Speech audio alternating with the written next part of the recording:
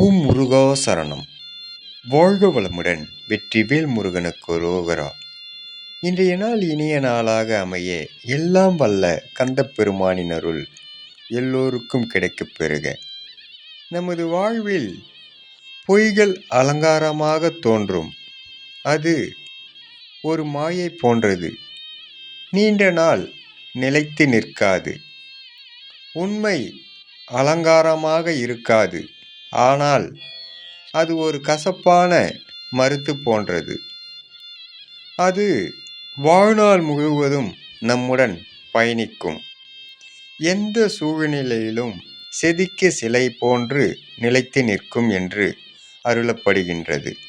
அப்பன் முருகன் அருளால் சகலமும் பெற்று வளமுடன் நலமுடன் வாழ எல்லாம் வல்ல கந்தப் பெருமான் நமக்கு சொந்த பெருமானாக அருள் பாலிப்பார். ஓ முருகா சரணம். முருகனின் மகன் ரவிமுருகன்.